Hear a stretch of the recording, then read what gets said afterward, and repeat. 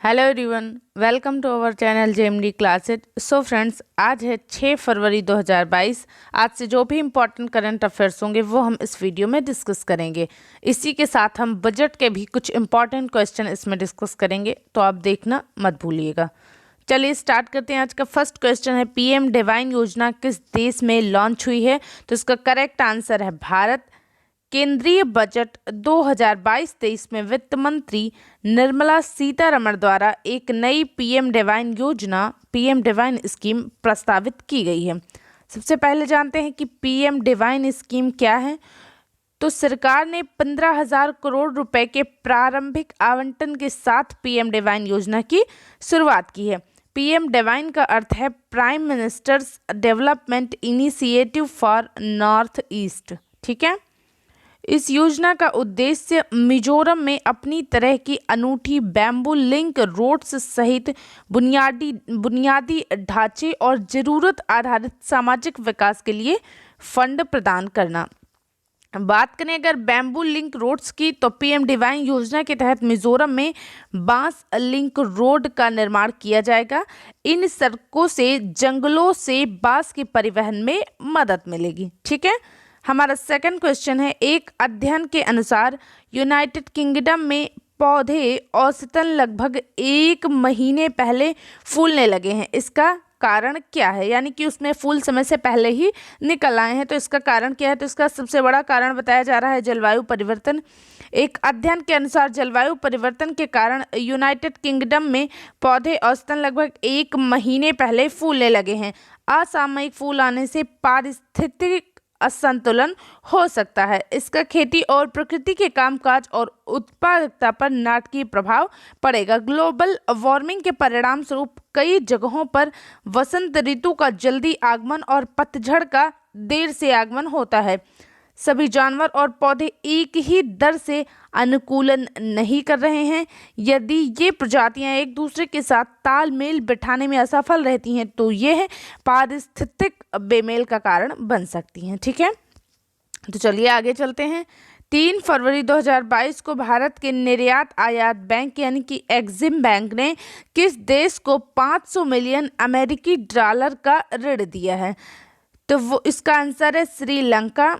2 फरवरी 2022 को Exim bank ने श्रीलंका सरकार को 500 मिलियन अमेरिकी डॉलर के ऋण समझौते पर हस्ताक्षर किया है। इस ऋण समझौते का उद्देश्य श्रीलंका में सबसे खराब आर्थिक संकट के बीच श्रीलंका को अपनी मौजूदा ईंधन की कमी से निपटने में मदद करना है। इस समझौते के बाद श्रीलंकाई सरकार अपने आयात को अंतिम रूप देने के लिए जल्द ही भारतीय आपूर्तिकर्ताओं से बोलियां आमंत्रित कर सकती है। बात करें श्रीलंका में इस समय की स्थिति की, तो श्रीलंका में डॉलर के संकट के कारण ईंधन आयात करने की श्रीलंका की क्षमता बुरी तरह से प्रभावित हो चुकी है। इसके कारण बार बार कमी और बिजली गुल होने की खबरें आती रहती हैं श्रीलंका में। ठीक है। अगला क्वेश्चन है, केंद्रीय वित्त मंत्री निर्मला सीतारमण ने बजट 2022-23 पेश करते हुए बताया कि वित्त वर्ष 2023 में कितने किलोमीटर का हाईवे तैयार किया जाएगा? तो याद रखिएगा, इसका करेक्ट आंसर है 25 किलोमीटर। ठीक है। केंद्रीय वित्त मंत्री निर्मला सीतारमण ने बजट 2022-23 पेश करते हुए बताया कि वित्त वर्ष 2023 में 25 किलोमीटर का हाईवे तैयार किया जाएगा। इस दौरान वित्त मंत्री ने कहा कि वित्त पोषण के नवोन्मेषी तरीकों से 20,000 करोड़ रुपए जुटाए जाएंगे। वहीं उन्होंने आगे कहा कि केंद्रीय बजट अमृतकाल के अगले 25 वर्षों का ब्लूप्रिंट है। ठीक है।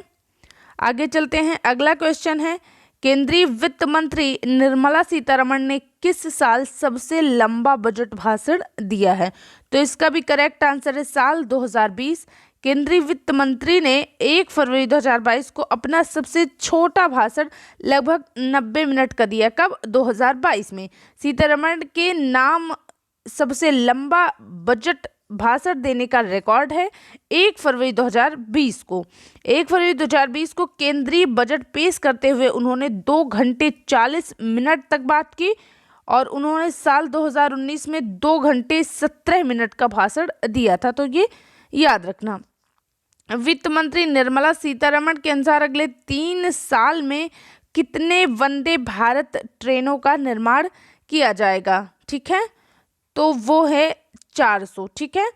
वित्त मंत्री ने लोकसभा में केंद्रीय बजट 2022-23 पेश करते हुए बताया कि अगले 3 साल में 400 वंदे भारत ट्रेनों का निर्माण व विकास किया जाएगा। उन्होंने कहा कि इन ट्रेनों को यात्रियों के लिए सफर के दौरान बेहतर अनुभव के अनुरूप तैयार किया जाएगा, ठीक है। अगला क्वेश्चन है, अगले 3 वर्षों के दौरान कितने प्रधानमंत्री गति शक्ति कार्गो टर्मिनल विकसित किए जाएंगे, जो कि इस बार के बजट में घोषणा की गई है। तो इसका करेक्ट आंसर है 100। इस बार के बजट में कहा गया है कि अगले 3 वर्षों के दौरान 100 पीएम गति शक्ति कार्गो टर्मिनल विकसित किए जाएंगे। इसके अलावा मेट्रो सिस्टम के निर्माण के लिए नवीन तरीकों का कार्यान्वयन किया जाएगा। वित्त मंत्री ने कहा कि अर्बन ट्रांसपोर्ट को रेलवे के साथ जोड़ा जाएगा, इससे पोस्टल और रेलवे का नेटवर्क भी बेहतर होगा, ठीक है। अगला क्वेश्चन है, आर्थिक सर्वेक्षण जो कि 31 जनवरी 2022 को जारी किया गया, जिसमें इस साल जीडीपी वृद्धि दर का अनुमान कितने % का रखा गया। तो इसका करेक्ट आंसर है 9.2%, ठीक है। आर्थिक सर्वेक्षण 31 जनवरी 2022 को जारी किया गया, जिसमें इस साल जीडीपी वृद्धि दर का अनुमान 9.2% रखा गया है। आर्थिक समीक्षा वित्त वर्ष 2021-22 में अर्थव्यवस्था के विभिन्न क्षेत्रों की स्थिति के साथ ही वृद्धि में तेजी लाने के लिए किए जाने वाले सुधारों का ब्यौरा दिया गया है। किसमें? आर्थिक समीक्षा में। आर्थिक समीक्षा भारतीय अर्थव्यवस्था इकोनॉमी ऑफ इंडिया की स्थिति को मजबूत बनाने हेतु आपूर्ति पक्ष के मुद्दों पर केंद्रित है, ठीक है। अगला क्वेश्चन है, वित्त मंत्री निर्मला सीतारमण ने 1 फरवरी को घोषणा की है कि ग्रामीण और शहरी क्षेत्रों में कितने घरों को लाभार्थियों के रूप में पहचाना जाएगा। तो इसका करेक्ट आंसर है 60,000। वित्त मंत्री ने इस बार के बजट में 1 फरवरी को घोषणा की ग्रामीण और शहरी क्षेत्रों में 60,000 घरों को लाभार्थियों के रूप में पहचाना जाएगा। प्रधानमंत्री आवास योजना भारत सरकार द्वारा गरीबों को किफायती आवास प्रदान करने के उद्देश्य से शुरू की गई थी। सीतारमण ने मार्च 2023 तक आपातकालीन क्रेडिट लाइन गारंटी योजना ECLGS के विस्तार की भी घोषणा की है, ठीक है।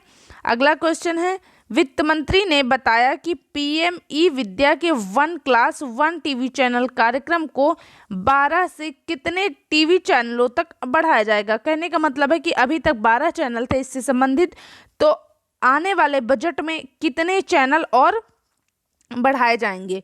तो वित्त मंत्री ने बताया कि PM ई विद्या 1 क्लास 1 टीवी चैनल कार्यक्रम के अंतर्गत 12 से 200 चैनलों तक बढ़ाया जाएगा। तो इसका करेक्ट आंसर कितना है? 200, ठीक है। ये सभी राज्यों को कक्षा 1 से 12 तक क्षेत्रीय भाषाओं में सप्लीमेंट्री शिक्षा प्रदान करने में सक्षम बनाएगा। इसके साथ ही एक डिजिटल यूनिवर्सिटी बनाए जाने की भी घोषणा की गई है इस बार के बजट में।